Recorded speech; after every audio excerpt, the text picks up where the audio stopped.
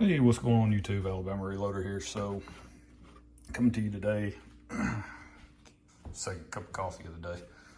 But I wanted to go over some recent range results with this guy. This is my Thompson Center Icon chambered in 30 TC. You guys saw this on the Texas hog hunt. This is actually the gun that I killed.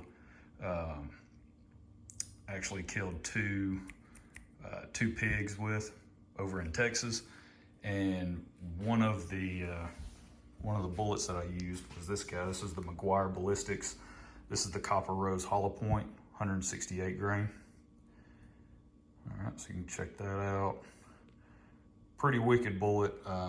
This is actually the same bullet that I used to kill a 9-point whitetail this past deer season. So biggest buck I've ever killed happened to be with that bullet, and then drove to Texas, killed a pig. They work extremely well. Again, in my limited experience, only 2 sample sizes, right? Killed a deer, killed a pig. But in both cases, the bullet did exactly what it's supposed to. So, what I've got on top, I've got the Leupold VX3. This is the Twilight Hunter, I believe it's called, with the fire dot, the illuminated reticle. So it's got a 30 mil tube. Was it VX Freedom? Yeah, VX Freedom. 3 to 9 by 50, 30 mil tube. Really like this scope for hunting applications. So awesome stuff. Let's see, the brass, we're running Hornady brass. You know, you guys go back and watch my 30 TC videos. I started off with 5 boxes of factory ammo. That's where I got all this brass from. And then from there, it's just been a whole lot of bullet powder testing, bullet powder combinations, all that fun stuff. I mostly focused on Shooter's World Match Rifle to begin with, because that is essentially a clone powder of Accurate 2520. And when you go and look up the load data for 30 TC, Accurate 2520 provides some of the best velocity, right? And I believe in Hornady's write-up about it, they even talked about that was a really good accuracy powder in their testing as well. I think that's in the manual on the 30 TC write-up. But that was pretty much what I started out with. I was testing that powder against a lot of different bullets, and I found some success, particularly with this bullet.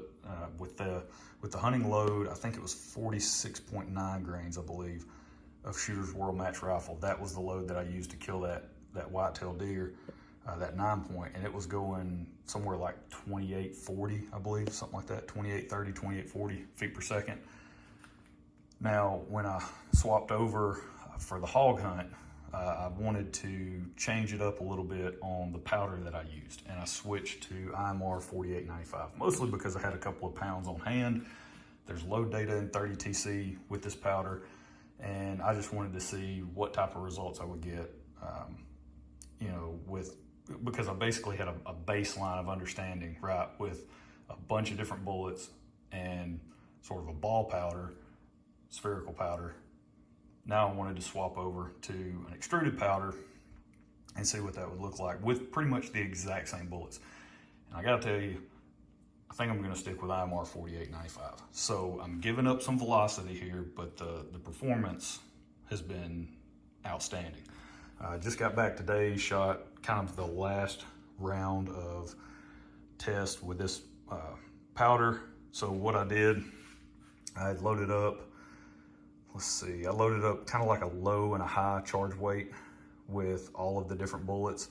And so for the 165 grain and 168 grain class bullets, it was, I believe the high was like 45 grains and the low was 42 grains, I believe. I think there was a 3 grain difference between the two 5-shot groups. And that was essentially all I did. I just loaded a 42 grain charge and a 45 grain charge of the McGuire Ballistics, of the Sierra Game King, 165 grain Game King. What was the other one? The Spear, 168 grain Gold Dot. I think it's 168 or 165, whatever that grain weight is, and the Gold Dot.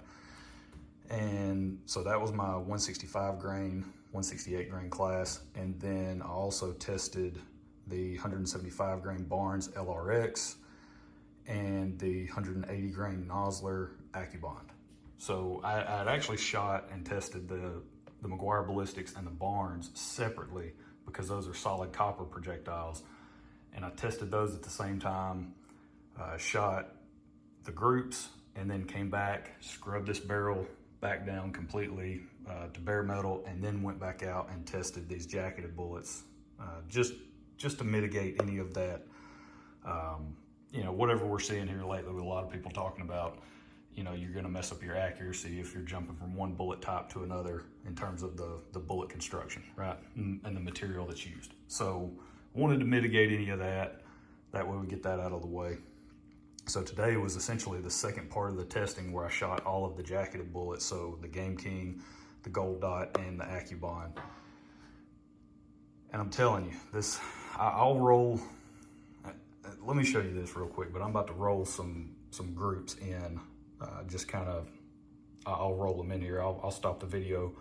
I'll add the groups in that I shot with those McGuire ballistics and a couple of other bullets, and then we'll come back and close out the video. But these are the 165 grain Game King loads from today. So really, really good stuff. I mean, that's 2 5-shot groups, so 5 shots and 5 shots.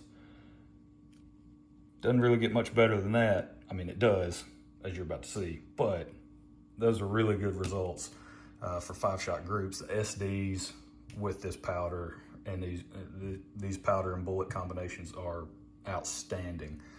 I believe, I want to say the 165, the Game King, the Gold Dot, and the McGuire ballistics, I think on their higher charge weight, so the 45 grain charge weight 5-shot groups, the highest SD I think was like 6 or 7, I believe, out of those 3 different loads, 3 different bullet powder combinations. So really good stuff there. And just in general, on the lower end of the charge weight, the testing that I've done, the SDs don't seem as good, but again, these are only 5-shot groups, so larger sample sizes, that'll kind of flesh that out over time. But there's something to be said for these, you know, these higher charge weight groups that I'm testing, and I'm consistently seeing really good SD numbers. So really pleased with that. Like I said, giving up some velocity a little bit, I think, with the 45 grain charge, which I could probably go higher, actually. Didn't really see any signs of excessive pressure, no problems whatsoever. I could push it a little bit higher if I wanted to, but especially this guy, they just shoot so well at that 45 grain charge weight that I think I might just stay there. And the velocity I'm getting somewhere around like 2720 on these, 2715, 2720. So again, you know, dropping a little bit on the velocity. I could push it a little bit higher. Probably won't be able to get as high as the Shooter's World Match Rifle, but could probably come close. And so really good results with those guys. And then same thing here on the Sierra Game King, that 45 grain charge weight got me right at like 2750 something. So more of your traditional cup and core style bullet. Really good hunting bullet though. So let me pause it here, roll in some of those groups, and then we'll close it out.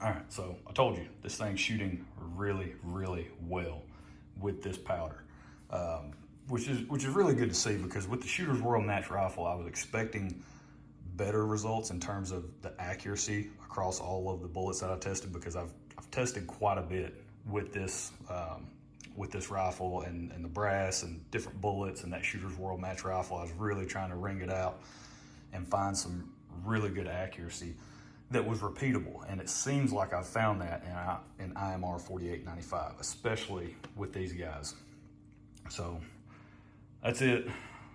That's where we're gonna leave it. Just a short video pertaining to the 30TC.